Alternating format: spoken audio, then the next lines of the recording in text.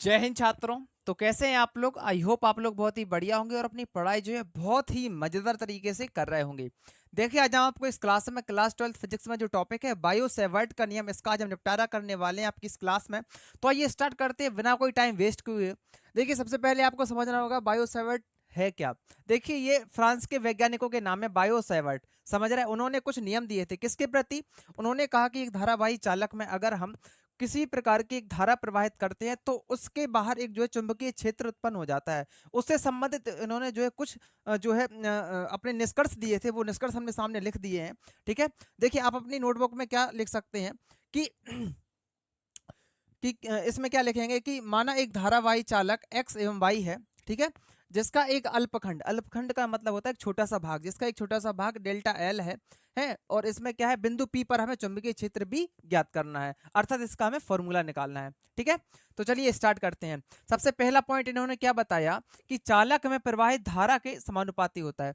क्या जो चुंबकीय क्षेत्र होता है वो चालक में प्रवाहित धारा, मतलब जो डेल्टा बी है आपका, वो किसके समानुपाती होता है? चालक में प्रवाहित धारा के।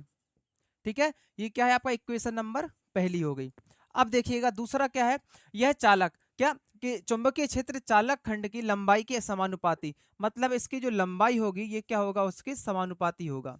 देखिए, इसका मतलब क्या होता है समानुपाती का? इसका मतलब होता है कि अगर हम मान लो यहाँ पर धारा बढ़ाएंगे तो विद्युत चुंबकीय क्षेत्र का मान जो है बढ़ जाएगा, अगर हम लंबाई बढ़ाएंगे तो बी का मान भी इंक्रीज हो जाएगा। ठीक है, अब देखिए, चालक खंड तथा बिंदु P के बीच बने कोण की ज्या, ज्या मतलब साइन, ठीक है, कि ज्या के समानुपाती, मतलब जो डेल्टा बी है इसमें जो जितना भी आपका एंगल बनेगा किस किस के बीच में, ये जो डेल्टा एल है और बिंदु P है, इसके बीच में जितना भी एंगल बनेगा ये कैसा होगा, उसके समानुपाती। समानुपाती का मतलब हमने आपको बता दिया कि इस साइड हम जितना मान बढ़ाएंगे उतने उसी के हिसाब से इसमें वृद्धि होती चली जाएगी। अब देखिए, चालक खंड में चालक खंड से बिंदु P के बीच की दूरी के वर्ग के, अब देखिए इसमें जो आपका डेल्टा बी है मतलब बिंदु चुंबकीय क्षेत्र है, वो चालक खंड से बिंदु पी के बीच की दूरी के वर्ग के व्युत्क्रमानुपाती। इसका मतलब होता है आपका उल्टा। क्या होता है? उल्टा। अब देखिए, उल्टा का मतलब क्या है, देखिए बीच की दूरी कितनी है आपकी आर, इसका वर्ग मतलब आर स्क्वायर, व्युत्क्रमानुपाती का मतलब क्या है, ये उल्टा। अब कुछ नहीं करो, केवल इन सारे समीकरणों को उठाकर जो है आपस में जोड़ दो, मतलब इसमें देखो चारों समीकरणों से, अब देखिए चारों समीकरण से, अब कुछ नहीं करना है, डेल्टा बी का मान क्या हो जाएगा आपका, डेल्टा बी बराबर सब कुछ एक साथ लिख दो। देखो आई, यहाँ पर जो है आपका समानुपाती का चिन्ह रहेगा, आई एल और साइन थीटा। आई डेल्टा एल, यहाँ पर एल लिखा क्या, डेल्टा एल कर लो क्योंकि अल्पखंड है, डेल्टा एल और साइन थीटा अपॉन में क्या आ जाएगा आपका, आर स्क्वायर।